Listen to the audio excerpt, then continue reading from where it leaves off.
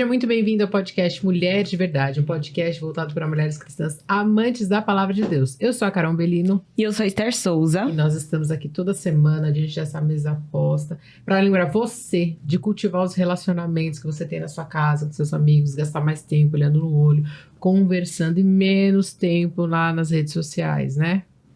Exatamente. E não esquece de seguir a gente no Instagram, @mulherdeverdade.ipp, mulherdeverdade.ipp. E nós temos ali a nossa regrinha dos 3 Cs, lembra? Curta, comenta e compartilha. Assim esse conteúdo pode chegar a mais pessoas.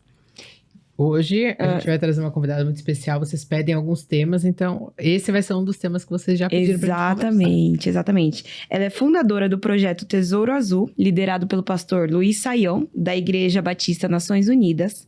Mãe atípica, psicóloga e terapeuta pelo sistema ABA. Seja muito bem-vinda, Aline Cariri. Muito obrigada a todos por esse momento. É um prazer estar aqui, poder falar um pouco do Tesouro Azul, do que surgiu o Tesouro Azul. E muito obrigada a todos. A gente agradece a sua disposição de vir aqui e abrir um pouquinho do seu tempo para estar com a gente, né? Obrigada. E aí eu quero fazer a pergunta de ouro para você aqui. Quem é Jesus para você, Aline? Jesus para mim é a minha vida. Ele me deu a oportunidade de servi-lo, de ser a sua serva. Então, para mim, ele é tudo. Que legal. E como Jesus te alcançou? Você pode contar um pouquinho desse processo da sua conversão? Olha, eu tive muito tempo problema de desmaios e ninguém descobriu o que eu tinha.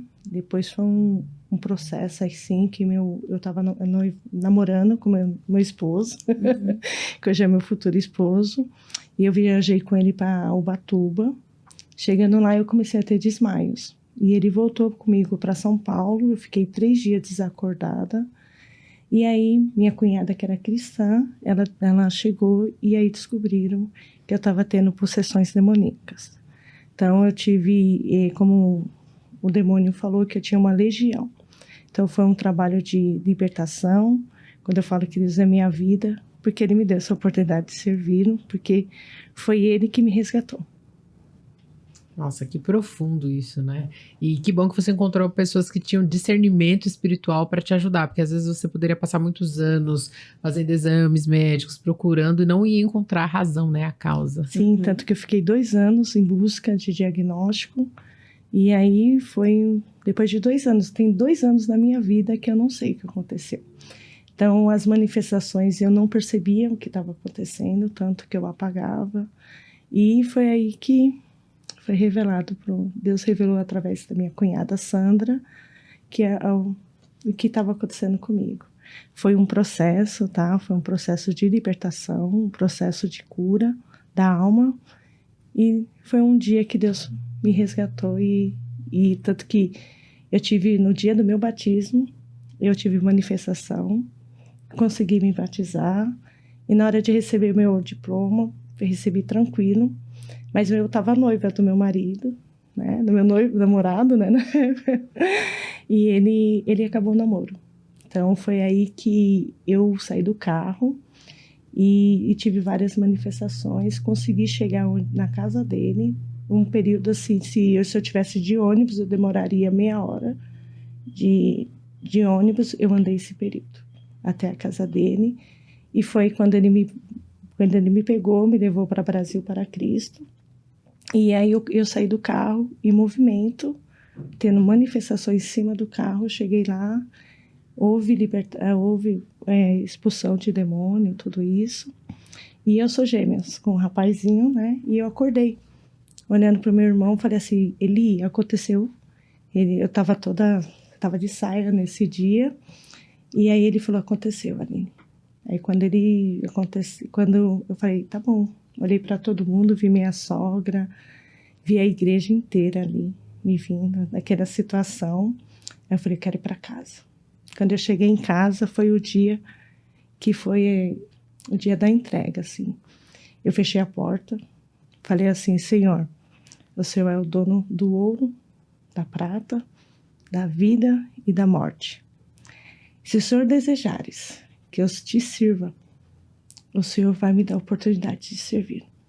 Mas se o Senhor não quiseres, eu não quero dar minha vida para esse demônio, o Senhor pode mandar o sopro de morte nesse momento. E foi aí que eu pedi o sopro de morte, mas Deus não quis isso, né? E aí Ele me deu a oportunidade de servi-lo. Então eu falo que Deus é minha vida. O amor dele me resgatou. Não consigo. Fiquei sem palavras também. Mas que a obra que Deus faz na nossa vida, ela é muito linda. E cada pessoa, ele encontra de uma forma, ele toca de uma forma, né? E eu acho muito legal que, geralmente, quando as pessoas vêm aqui e compartilham isso, geralmente não, né? Sempre quando as pessoas vêm e compartilham isso, são pedidos que a gente faz para o Senhor, de eu quero mais do Senhor. E o Senhor responde essas orações, eu quero. A gente tem um episódio aqui que foi a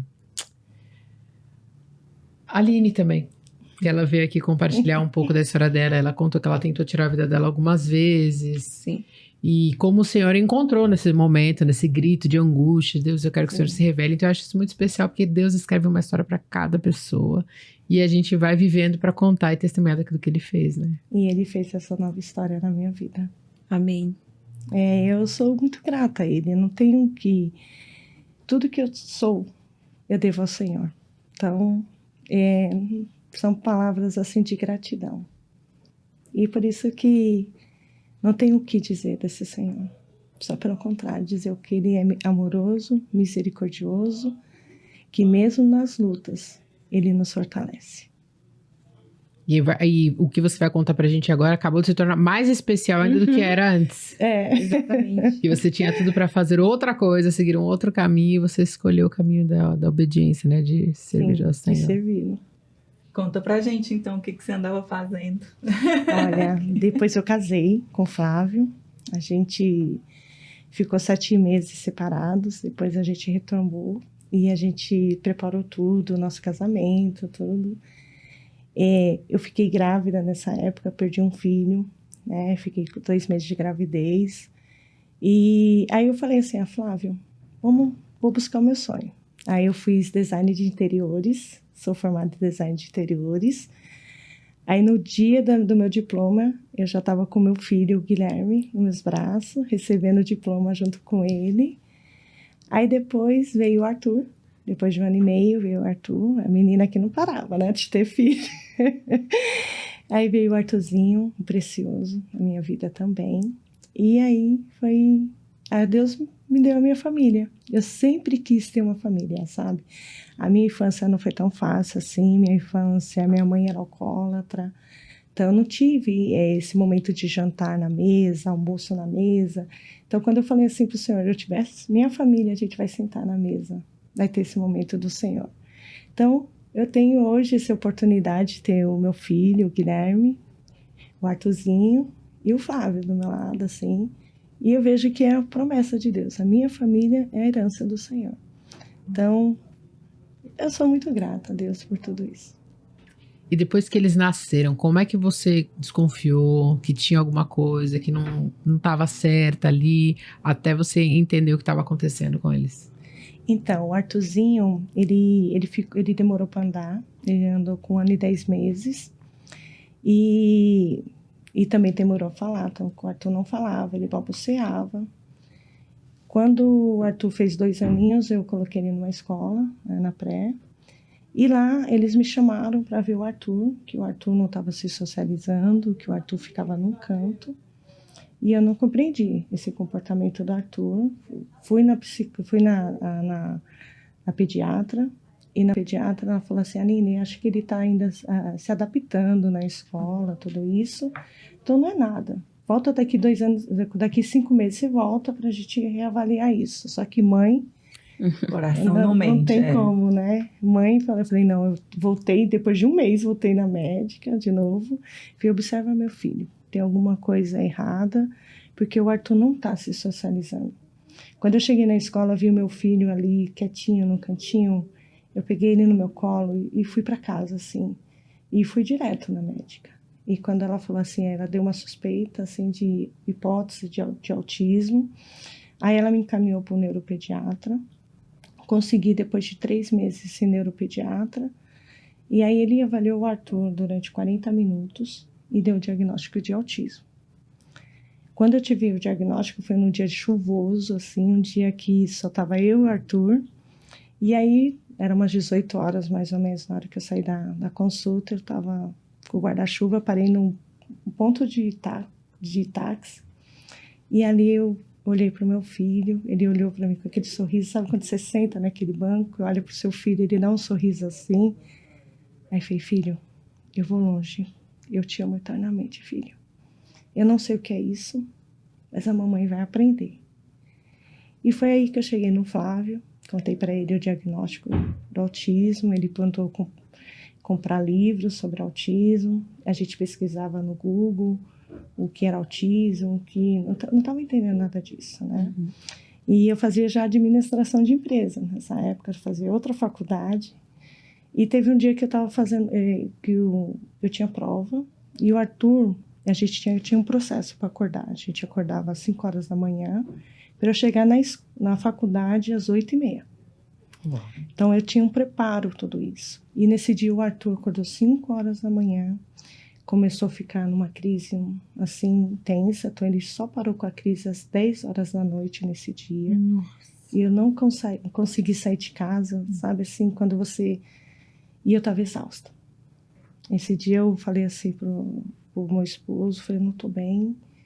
E o Arthur hoje não ficou bem, o Arthur gritava, se mutilava, batia a cabeça na parede. Então, foi uma crise muito grande, assim, que ele teve. E ele só tinha 2 anos e meio. Aí, nesse dia, eu coloquei todo mundo na cama, aí eu comecei a pesquisar o que era autismo, o que é autismo na infância, autismo tem cura, sabe, essas coisas que vêm da mãe, né? Meu filho vai se socializar, meu filho vai... E aí, já era meia-noite. E aí eu comecei a conversar com Deus. Eu falei, Deus, o Senhor, antes de me dar o Arthur, antes de ele ir para o meu ventre, eu já conhecia. Meu filho é teu, Senhor. O Senhor sabe que o Senhor tem planos na vida do meu filho. Me mostra o caminho para eu ser a mãe virtuosa que o Senhor queres que eu seja. E aí eu voltei a pesquisa, naquele silêncio, assim, tomando, assim... E eu falei, quando eu olhei, vi um menino, uma criança, com o nome dele Christopher, que ele tem autismo nível 2 e ele tem deficiência visual. E ele começou a louvar a Deus, assim, acho que ele tinha mais ou menos uns 4 anos, 5 anos, ele falava assim, louvava de um jeito tão lindo. Abre os meus olhos, Senhor, olhos do meu coração. Quero te ver. Nesse momento eu me prostrei. Nesse momento eu me prostrei ao Senhor e falei assim, Senhor, eu recebo o meu chamado. Então foi aí que eu conheci, Deus tocou no meu coração que eu tinha que apresentar o autismo para conscientização. E aí eu não sabia nada de autismo. Foi um processo assim, aprendendo o diagnóstico, conhecendo tudo isso. Aí foi que eu conheci o pastor Manuel T. e o pastor Luiz Saião. E a gente trouxe a conscientização para o autismo, acho que nessa época mais ou menos até 2.000 pessoas assistiram esse dia. Nossa. E foi E desde então eu abri um projeto na época, na Brasil para Cristo, e a gente fez um projeto de inclusão, onde a gente tinha 13 crianças com autismo. E ali trazia a palavra de Deus para essas crianças, conforme sua singularidade, tá? E aí, em 2020, Deus falou assim, entrega antes da pandemia, tá? Eu entreguei o ministério em janeiro, e quando veio a pandemia, aí Deus falou que era para entregar o ministério e sair da igreja. Eu falei, como assim? O senhor quer que eu entregue o ministério e saia da igreja? Mas não aconteceu nada aqui. Ele falou, faça. E quando eu contei para o meu líder na época, ele ficou surpreso. Mas eu precisava ouvir a voz do Senhor. Foi quando eu entreguei, quando veio a pandemia, eu falei, já descobri, Deus, eu estava já revelando a pandemia aqui para mim. Só que Deus tem um plano em tudo isso. Em maio de 2020, o Saião mandou uma mensagem perguntando se eu estava bem. Aí ele começou a mandar os links que ele fazia a celebração online, E aí eu comecei a assistir, aí ele me convidou para me tornar líder, me tornar membro da IBNU nessa época. Quando eu fui me tornar membro da IBNU, a primeira coisa que eu falei para o Sayão, foi até online nesse momento, eu falei, Sayão, para eu estar na IBNU, o meu mundo é o mundo do autismo. Eu preciso seguir o meu chamado. E ele falou, seja bem-vindo à IBNU. Ah, que legal. Aí foi em 2021, ele me chamou para ser líder no Ministério Turma das Nações, que é o Ministério Infantil. E aí, logo, a gente, com o apoio da IBNU, a gente abriu o Tesouro Azul. Aí foi o Arthur que trouxe esse mundo do autismo na minha vida. E foi naquele momento do entender o significado de tudo isso, né? Eu não estou romantizando aqui o autismo, mas eu estou falando do amor que eu tenho de mãe como meu filho. O Arthur é além desse diagnóstico. Então o projeto veio para trazer o olhar além do diagnóstico. A pessoa vem antes do autismo, vem antes do transtorno. Então a gente tem esse propósito de mostrar para os pais esse olhar para o filho, para potencializá-los. E o Arthur foi usado por Deus para chegar nesse projeto. Mas eu fiquei curiosa com uma coisa. Como é que eles acharam você? Você falou que você conheceu o pastor? Manuel tem. Manuel, Olha, foi um dia que eu estava fazendo, quando o neuropediatra, ele me falou assim que eu tinha que fazer um curso na AMA, na Associação dos Amigos Autistas, para aprender mais sobre os níveis do autismo. E lá teve naquela época, ia ter a eleição dos presidentes, e a moça da assistência social falou assim, Aline, você quer ir lá assistir? Eu falei, quero. Mas nesse dia foram só os secretários nesse dia. E eu tinha convidado uma pessoa para participar, para trazer a conscientização do autismo. Essa pessoa rejeitou. E eu estava muito triste naquele dia, porque era o dia que a pessoa falou não. Eu estava chegando a data para apresentação na igreja e eu não tinha nem um preleitor, sabe? E aí teve a Ana Ruiz, estava lá, e ela viu que eu estava no banheiro chorando. Eu estava no banheiro chorando. Ela falou, o que está acontecendo, mocinha? Aí eu falei assim, eu tenho uma palestra para falar sobre autismo, mas eu não tenho preleitor, porque ele cancelou. E ela falou, mas se você me convidar, eu faço com honra. E me deu o telefone dela. Olha só, que legal. E aí, aquela palavra faço com honra. Eu fui para casa, liguei para ela, e ela morava atrás da igreja, da Brasil para Cristo. Nossa. E aí ela falou assim, Aline, eu conheço o pastor Manuel T. E eu gostaria de convidar ele. Eu posso convidar ele? E ele pode convidar o pastor Luiz Sayão. Olha como Deus Foi faz. aí que eu conheci o pastor Luiz Sayão e o pastor Manuel T. De um desencontro, um grande encontro, Pois não é. é? As coisas de Deus mesmo. Foi um processo, né, do Senhor. E esse nome, você estava falando do nome, Olha, como foi escolhido esse nome? o Tesouro Azul, em 2019, eu estava falando com Deus, assim, porque eu tinha uma loja de moda feminina, e o meu sonho era abrir uma clínica multidisciplinar.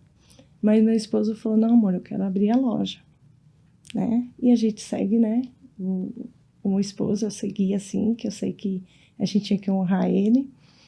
E aí, a gente abriu essa loja, só que a loja não era o que eu queria.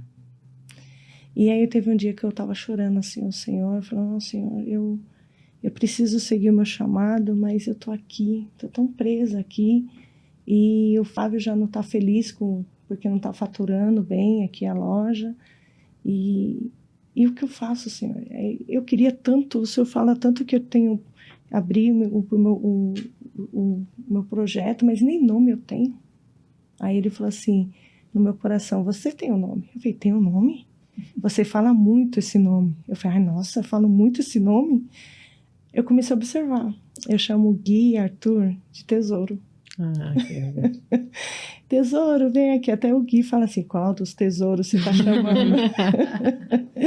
E aí, e o azul porque a predominância do autismo é na cor azul, né? E porque a predominância é mais em meninos. E eu falei, então, Tesouro Azul. Olha, eu não sabia disso. Eu também não. Eu sabia que o não. autismo, a predominância era nos meninos, isso eu sabia, mas eu não sabia que a escolha da cor era por causa Por disso. causa Por deles, causa né? deles.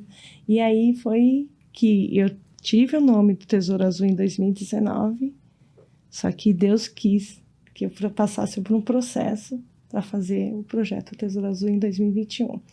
Então, em 2020, eu conversei com eu me inscrevi em psicologia, em também análise do comportamento aplicada na pós-graduação, mas eu não tinha conversado com meu esposo, porque eu não tinha nenhum dinheiro para pagar essa faculdade, né? E aí eu cheguei nele e falei, amor, eu me inscrevi na faculdade de psicologia e na pós. Eu não tenho nenhum dinheiro. E aí? Aí ele falou, amor, segue o seu chamado que eu te apoio. E a gente vai entregar essa loja. Independente do valor que a gente vai perder. Mas a gente vai entregar. Eu falei, então tá bom. Aí eu me inscrevi, fiz psicologia, fiz análise de comportamento aplicada.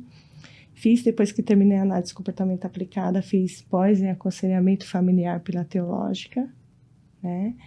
Então, foi um processo para eu chegar aqui, tudo isso, né?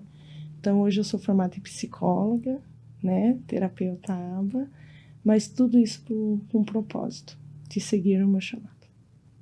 Amém.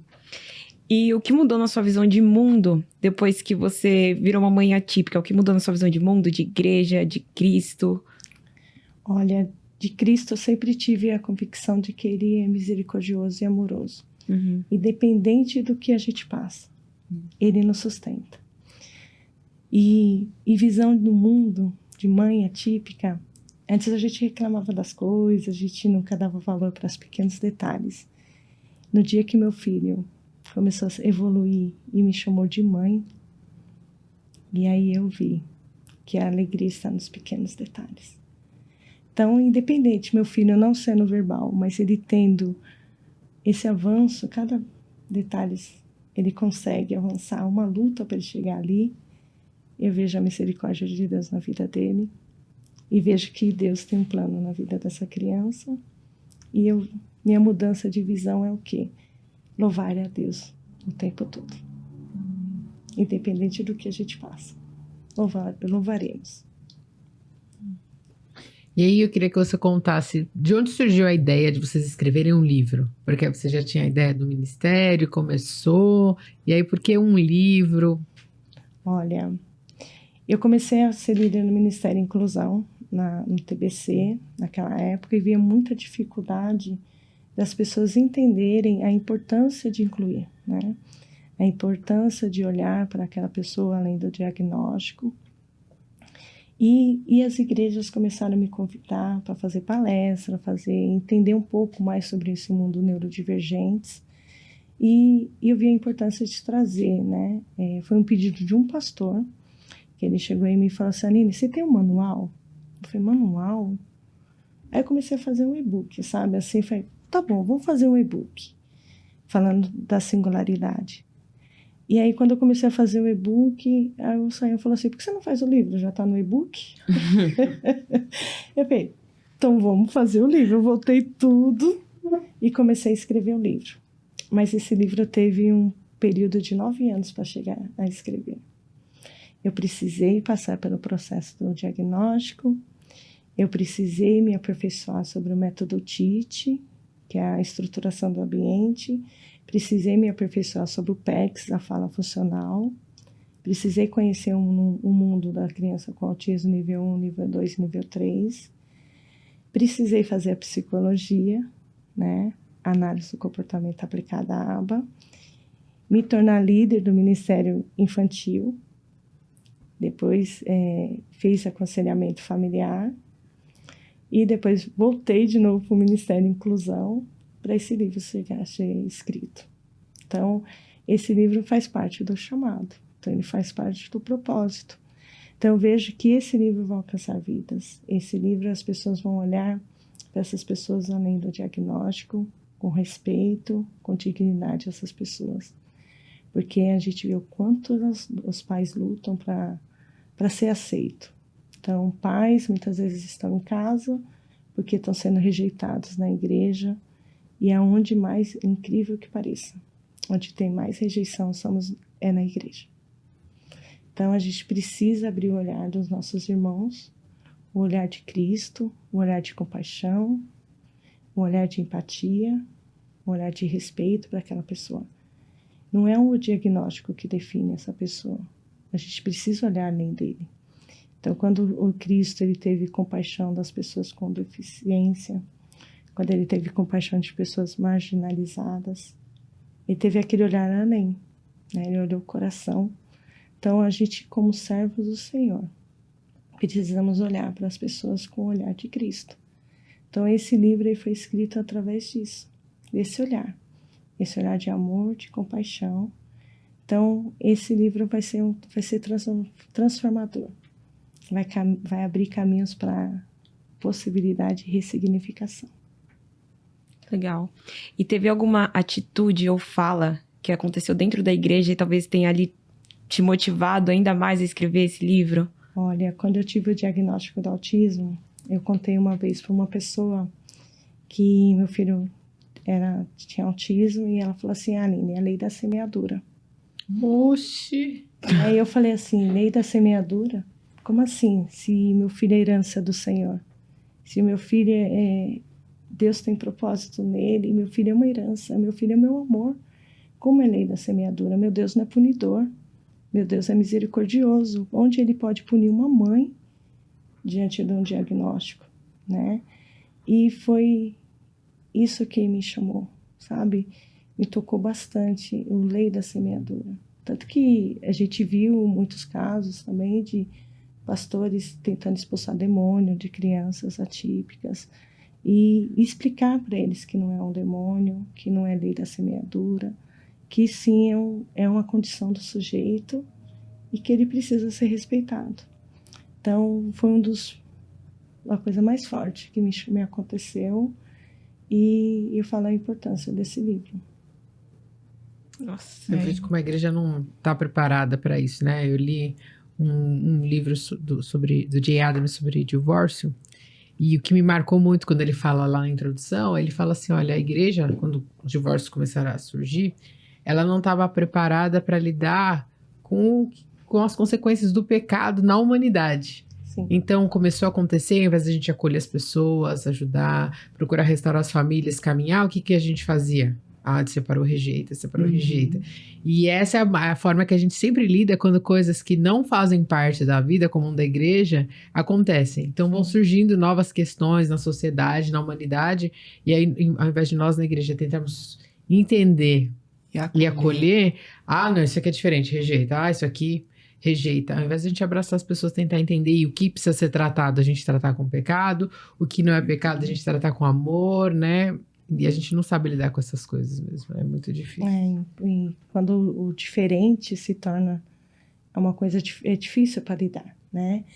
Mas mesmo assim a gente precisa voltar, olhar para a Bíblia, né? Olhar para o ensinamento do Senhor para nós.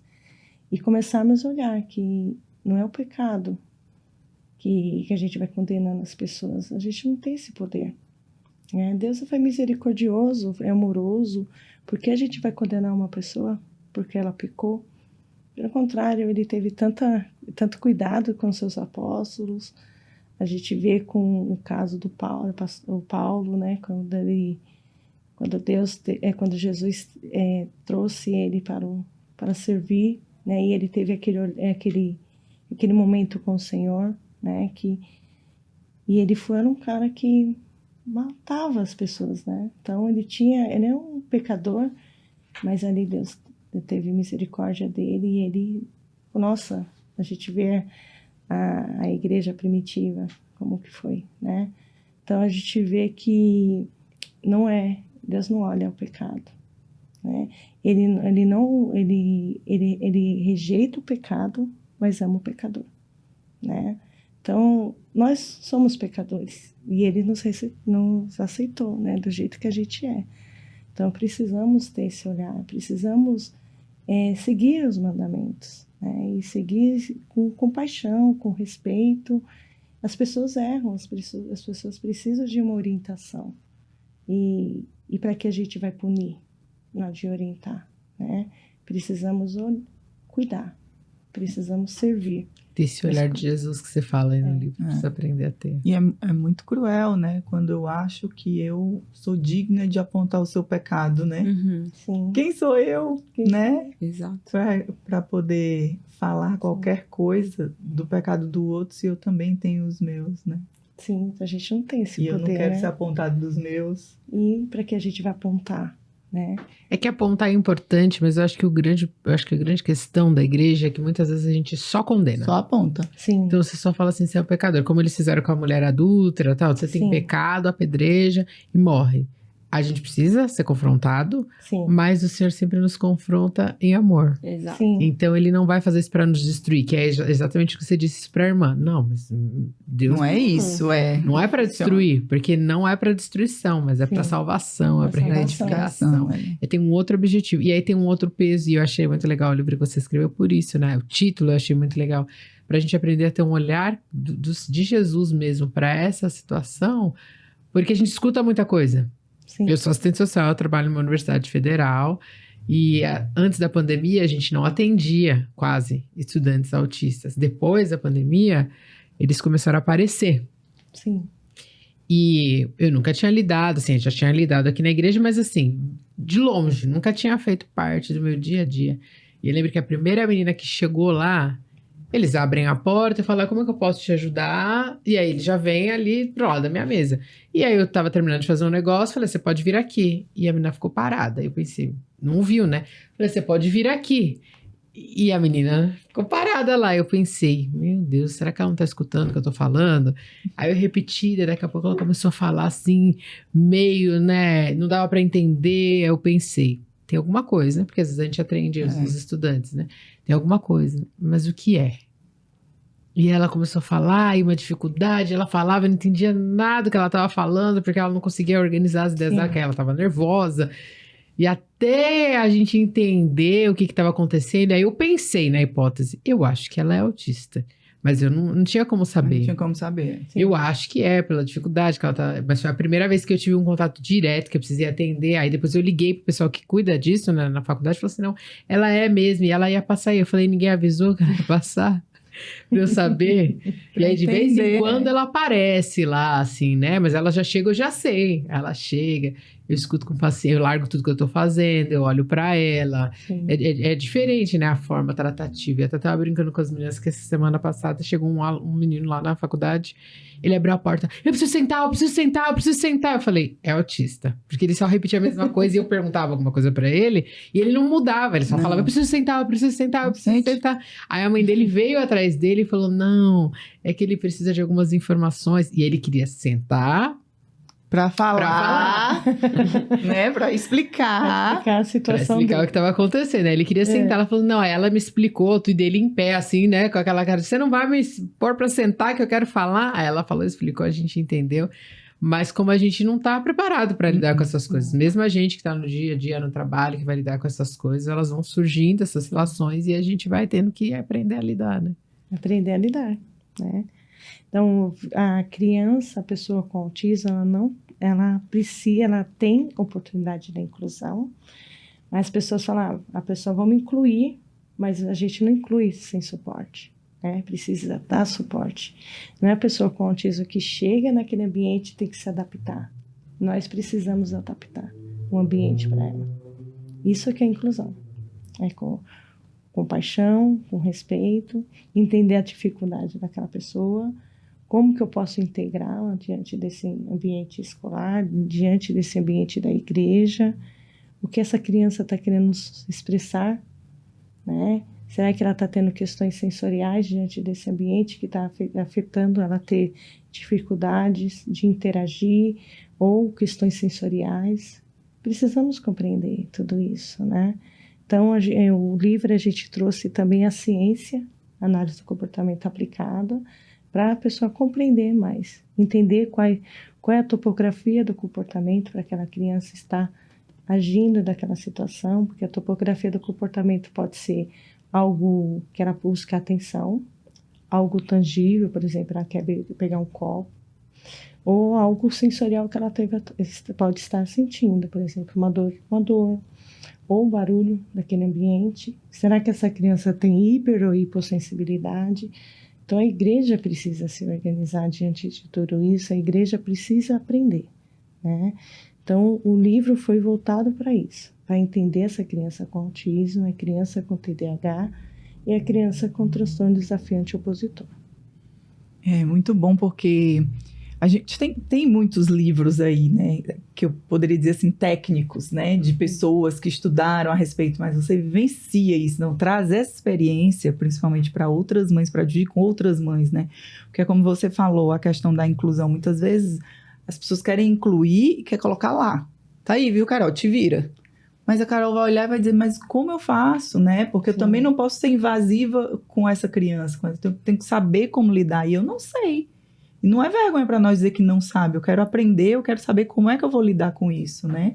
E de forma mais natural possível, para que a criança se sinta realmente acolhida e inclusa nesse ambiente. Sinta pertencente naquele ambiente, né? Sinta amada pelas pessoas.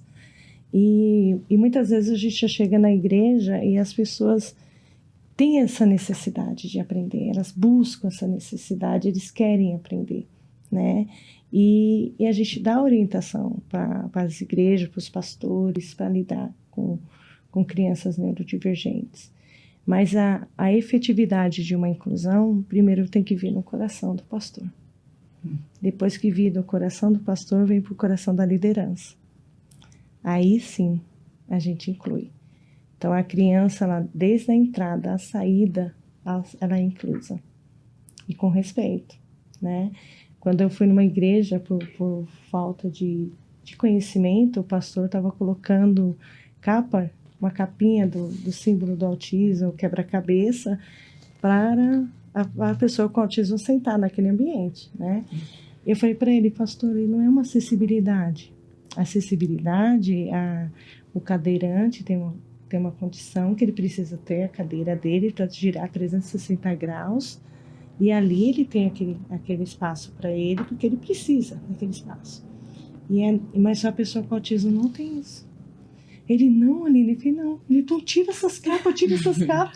Mas é que acho que a própria lei confunde a gente, porque pensa, você vai no shopping, você tem a vaga de acessibilidade, a vaga do idoso e a vaga do autista. Aí ele deve ter pensado, na igreja, vamos fazer igual. Então foi aí que ele falou, Aline, então nos ensina como lidar, né? E aí ele tirou aquelas capas, eu falei para ele, essa capa dá para você fazer uma decoração em alguma coisa, né? Mas não para acessibilidade, porque não existe isso. Então eles buscaram aprender, né? Então a conscientização é algo que a gente quebra todos esses paradigmas, tá?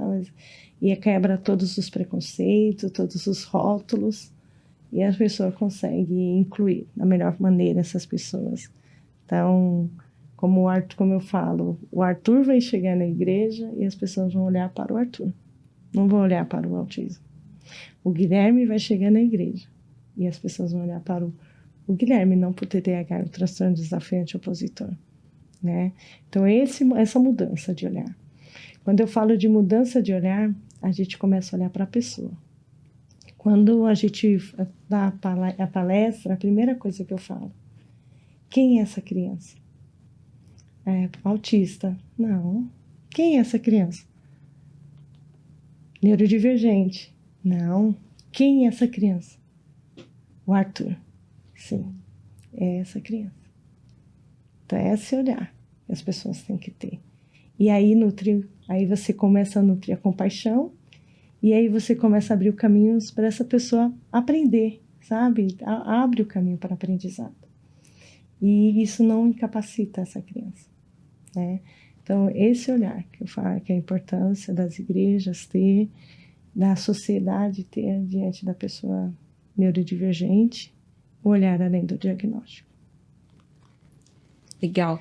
E qual é o papel das mães nessa parte da inclusão? Você acha que elas são agentes fundamentais para que os filhos sejam inclusos nos ambientes, nos lugares? Olha, As mães, elas muitas vezes chegam na igreja com medo de ouvir a rejeição, né? Então, elas já chegam tensas, chegam com o coração. Uma das frases das mães durante esse período falaram para mim, pais também, meu maior medo, Aline, é a rejeição. Então, quando eles chegam na igreja e colocam que o seu filho está indo para o ministério, eles têm esse receio. Será que eles vão me chamar? Será que eles vão... Então, ainda há um processo desses pais deixarem as pessoas receber, né? Receber esse cuidado. Muitas vezes só estão ouvindo não, né? E quando eles têm a oportunidade de receber, eles se fecham um pouco, porque eles têm medo da rejeição, né? Então, a mãe e o pai, a importância deles no ministério é que eles possam falar um pouco dos seus filhos, porque eles são conhecedores dos seus filhos, sabem as necessidades dos seus filhos, e ali tem um mecanismo de apoio também para o líder do Ministério Infantil, e esse cuidar, sabe, esse grupo, trabalhar em grupo para receber essa criança, né? É um apoio mútuo. Mas tem muitos pais que fogem da igreja por causa que eles já só ouviram não. Já foram muitos rejeitados. Então, tem muitos pais que não vão para a igreja por causa disso, né? E tem pais que tentam suicídio, né? Então, mães passam por muitos processos quando você tem o diagnóstico. O processo do luto, porque você idealiza um sonho de um filho, que ele vai fazer faculdade, vai ter a sua autonomia, aí vai ter vários amigos, futuro do filho da filha casarem, tem constituir sua família, e diante do diagnóstico, isso já sente que meu filho não vai ter isso, né? E dependendo até do formato que chegou o diagnóstico para eles, isso pode ser doloroso. Então, eles passam pelo processo do luto, eles passam pelo processo da negação.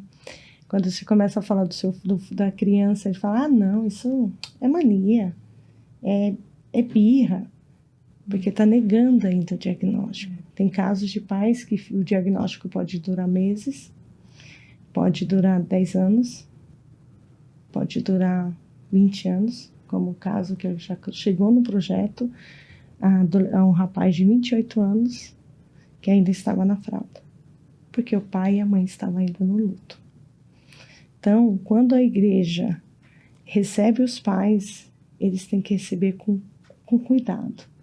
Dependendo do que eu falo para esses pais, pode ser tão transformador como algo que vai os afastar, né? Sempre eu falo nas palestras, nas igrejas, que quando eu estou com o Arthurzinho, estou falando meu filhinho, o Arthurzinho.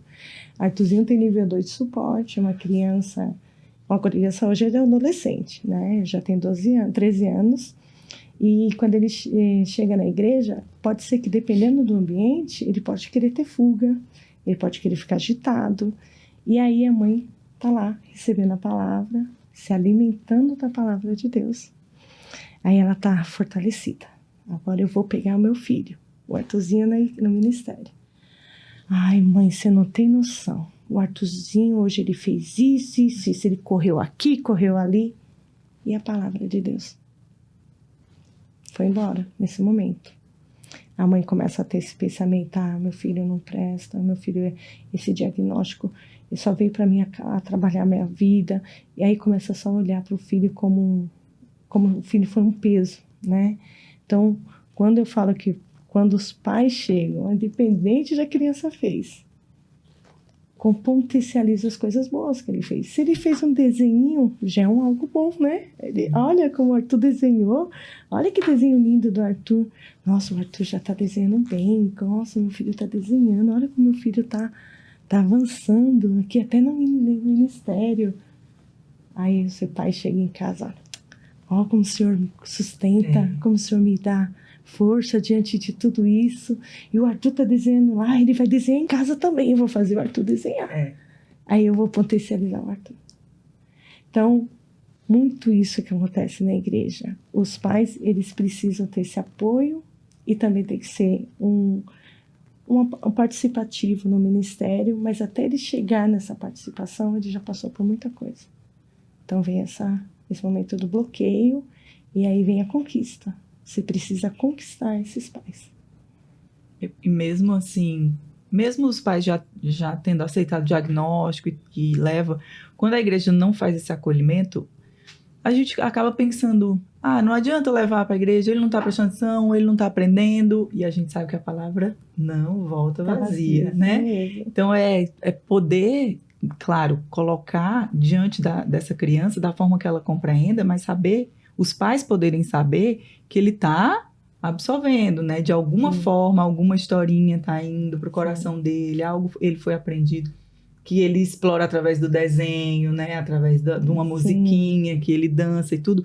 Tudo isso vai entrando no coração da criança e vai transformando. Vai transformando. Tanto que teve um dia, para você ter ideia, teve um dia que eu estava muito triste, muito nervosa com o Guilherme, que o Guilherme tem TDAH, né? E tem o transtorno desafiante opositor. E eu ainda estava aprendendo sobre o TDAH. E aí, o Guilherme aprontou tudo naquele dia. O Guilherme devia ter mais ou menos uns 8 anos, assim, não, 7 anos. E o meu jeito de falar com meus filhos tem que ser calmo, para eu não agitar o Arthur. E com o Guilherme tem que ter um pouquinho mais autoridade, mas que não machuque o Guilherme. Mas naquele dia, da mãe cansada, sabe? Aquela mãe cansada, eu falei assim, ai, Guilherme, para! Aí o Arthur, ele tinha mais ou menos, acho que uns 4 aninhos já. O Arthur pegou a minha mão, pegou a mão do Gui e começou a falar, Jesus, Jesus, Jesus. E começou a orar, a gente parou ali para começar a orar.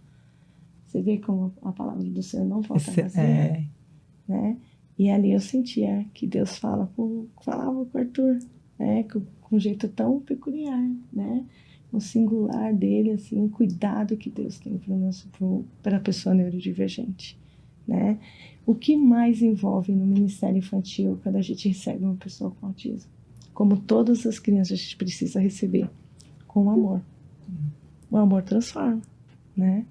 A gente recebe essa criança e ali a gente fala da palavra do Senhor com todo carinho. Essa criança vai ser alimentada e Deus vai fazer a obra, né? Então, vamos deixar, vamos ser os servos do Senhor, seguir trazendo a palavra para essas crianças, atípica ou neurotípica, mas ali com amor. E aí deixa Deus transformar. Ela fala, só pensa no Pedro. Não é? Ela fala, só pensa no Pedro, que ele começou quando ele era mais novo, assim, acho que ele entrou na mocidade... nem sei quantos anos ele tinha quando ele chegou, porque eu acho que ele tinha menos de 18 quando ele começou. Nem sei se você acompanha mais a UPA, não sei, né, se ele chegou a passar lá. Mas o que eu acho muito legal é como a mãe dele foi persistente. Isso. Trazia ele, deixava ele aqui, trazia, e aos poucos as pessoas foram entendendo a necessidade, os meninos, e o que eu achei muito curioso é que geralmente quando tem uma situação dessa, as meninas que abraçam mais, né? Os meninos da igreja abraçaram. Olha, que lindo. E foram sendo parceiros deles, e tinha um especial, o Fernando, que comprou mesmo a ideia e estava sempre com ele. E teve até um ano que no final do ano eles fazem o encerramento da mocidade, o Oscar, né? E eles dão prêmios para algumas. E eles fizeram uma categoria de melhor amigo. Alguma coisa assim. E aí o Pedro ganhou junto com esse rapaz. Ai, que lindo. E aí todo mundo levantou e o Pedro levantava, assim, todo feliz. Ai, porque realmente era uma amizade que a gente achava muito legal. E ele tava sempre com ele em acampamento, ele tava junto aqui na igreja, cuidando. E como o Pedro faz parte, então todo mundo conhece, todo mundo sabe, cumprimenta, conversa. A gente fez aniversário pra ele ano passado, que eu tava contando, né, do Batman. Aí o pessoal pôs as máscaras do Batman, ele veio com a camiseta e cantamos parabéns pra ele. Gente. Mas eu vejo que é muito da persistência da mãe dele também, em trazer. Sim. E no começo ela ficava com ele na programação da mocidade. Sim. Porque ele não ficava sozinho, né? Ela ficava aqui o tempo inteiro assistindo, participando, até que ele foi se envolvendo mais. Agora ela não fica mais, ela traz e ela vai embora. Sim. E aí ele fica na igreja um tempão e depois ela volta pra buscar ele. E agora, às vezes, ele até sai com o pessoal pra comer e volta pra igreja.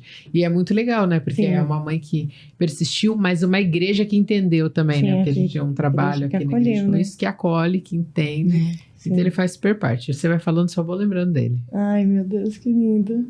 Você vê a força de uma mãe, né? Mas nem todas as mães têm essa força. Então, por isso que a gente fala, precisa ter esse cuidado com essa mãe, o jeito de chegar. Porque tem aquela mãe forte que vai buscar, vai querer aprender, vai se aperfeiçoar e vai buscar o melhor para o seu filho. Mas tem aquela mãe que ainda precisa de um processo, lidar com tudo isso. Então, a gente precisa acolher, né? Ter um ministério de acolhimento, né? Na igreja, uma conselheira cristã ali para poder conversar com esses pais, para poder fortalecer, né? Porque imagine, o autismo tem vários níveis, né? O nível 1, nível 2 e nível 3. Como cada um é na sua singularidade. Então é difícil lidar, né? Eu sou mãe, eu sei muito bem como que é lidar com a criança com nível 2. Essa semana mesmo, no sábado, o Arthur estava agitado. E eu não estava entendendo porque ele estava tão agitado. E porque ele acordou e começou a falar, Arthur não. Eu falei, que Arthur não? Porque o Arthur não é verbal, ele não tem essa comunicação funcional que nem a gente. Aí eu falei, Arthur não, por que Arthur não? Ele, Arthur não. Eu falei, Arthur, amanhã a gente vai para IBNU, depois da IBNU a gente vai para o shopping, comer no shopping. Arthur na IBNU, o Arthur para ir para a IBNU, ele precisa ficar calminho, não ficar agitado e precisa ficar um menino bonzinho, né? Porque criança agitada a gente não consegue resolver nada. O Arthur, a gente tem essa comunicação, consegue falar mais assim com ele porque ele entende. Aí ele, Arthur para a IBNU, shopping, tem que ficar calmo. Foi isso mesmo, Arthur para a IBNU, para o shopping, tem que ficar calmo. E aí no outro dia, ele acordou com tosse. Já não foi para a IBNU, tadinho. Mas a gente levamos ele para o shopping, para ele ter alguma programação, né? Então, a mãe precisa entender essa criança, né? O que ocasionou o Arthur agitado? Foi porque ele gosta de passear. Chegou no sábado, por que ele estava fazendo em casa? O Arthur gosta de rua, o Arthur gosta de passeio, tá entendendo? Sábado não é dia de ficar em casa. O que resolveram hoje? Que isso, não deixaram nem para ir passear no parquinho, tava chovendo, né, também. Aí ele gosta muito, é um menino, o Arthur, ele é uma pessoa que gosta de estar bonito, sabe? Ele gosta de se arrumar, pentear o cabelo. Ele é muito assim, ele gosta de estar bem. Se a roupa não estiver bem, assim, ele fala, Arthur tá feio, Arthur tem que ficar bonito, vai. E eu, tá bom, Arthur. Então ele é um menino que gosta de pessoas, gosta de estar com gente. E sábado não era o dia propício para isso, né? Aí no outro dia ele ia fazer tudo isso, então a gente entendeu por causa da agitação. Mas tem pais que não têm esse entendimento do seu filho, né? Tem pais que precisam aprender a lidar com as questões emocionais, entender sobre as coisas sensoriais que acontecem diante do ambiente, né? O ABA, análise do comportamento aplicada, a importância para os pais aprenderem. Então, eu sempre tive esse olhar. Eu preciso aprender para ajudar meu filho. Mas para eu ajudar meu filho, eu também preciso ajudar outras famílias. Porque eu gastava muito caro por mês para uma acompanhante com ele. Eu gastava mais ou menos uns 5 mil, assim. E era muito caro para poder pagar, né? E chegou em 2020 e já não tinha mais esse dinheiro para pagar mensal por causa da loja. Mas eu vi que pais não têm essas condições, né? Então veio o Tesouro Azul como apoio para esses pais. Hoje a gente tem isso online, a gente é uma ONG online, mas a gente traz aconselhamento para esses pais, o cuidar de quem cuida, uma vez por mês, no final do mês, para trabalhar esse emocional dos pais, para a mãe se perceber, a mãe se olhar para poder cuidar, né? Também os pais também participar. Tem pais também do Japão participando agora, nesse cuidar de quem cuida. Tem gente do Espírito Santo participando. Por isso que a gente colocou online para alcançar todos, né? E a gente precisa trazer esse cuidado com os pais. Então, a gente vê quando os pais eles começam a se fortalecer, eles querem aprender. Então, a gente também vem a parte do curso para aperfeiçoamento dos pais, para eles saberem lidar, desfraldar o seu filho, fazer sua rotina, se organizar diante daquela criança no ambiente escolar. Como que eu faço para incluir na escola? A gente tem todo esse processo com esses pais. Que é muito importante, né? É muito importante. Porque eu vejo, você falou do rapaz com 28 anos com fralda, é muito comum as pessoas não aceitarem, porque é um sonho que morre, né? Então, às vezes é melhor você não enxergar, você ignorar e seguir a vida do que você tratar e ver pequenos avanços, porque a gente não se alegra com pequenos avanços. E eu achei muito legal você dizer assim, não, são as pequenas coisas. Que a gente conhece uma família, ele eu não sei, não lembro agora qual a deficiência que o Brian tem, mas ele não, quando eu conheci, ele não gesticulava nada. E hoje ele sabe sinais. Então, quando ele quer alguma coisa, e ele tem mais ou menos a minha idade. Então, quando ele quer alguma coisa, ele sabe fazer sinais já. Mas os pais deles, durante muitos anos, foram investindo, trabalhando. Então, é muito legal, porque aí a gente consegue entender, começa a se comunicar um pouco com ele, que ele faz alguns sinais. Mas é disso, né? Da gente equipando a igreja, equipando as famílias e ajudando a gente a ter essa perspectiva mesmo de que Deus não erra, Deus não falha e tudo que Deus permite que a gente viva é bom para nós, né? A gente não entende, mas é o melhor dele para nós, né? Sim. Olha, agora eu acabei de ver, eu falei, o tempo não passa, ele voa. Eu queria que você desse uma última palavra para as pessoas que estão assistindo a gente, uma palavra de encorajamento. Olha, eu gostaria que vocês pais olhar para o seu filho, com olhar além do diagnóstico, não deixa o diagnóstico afetar essa criança na sua singularidade. Essa criança tem um potencial, esse jovem tem o seu potencial. Cuide do seu filho com amor, com respeito.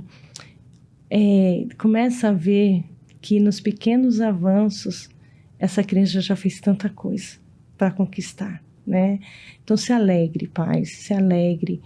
Dê oportunidade de alguém te ajudar também, aceita, receba ajuda, peça ajuda, pedir ajuda não é sinal de fraqueza, mas sim de força.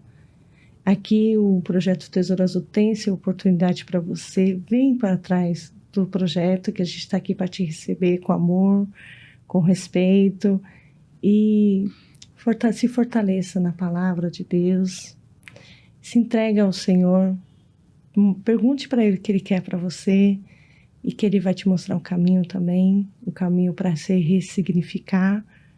E esse caminho vai trazer avanço na sua vida emocional, espiritual, e você vai começar a olhar para o seu filho. Você vai ver que ele tem grandes coisas para te trazer, alegrias.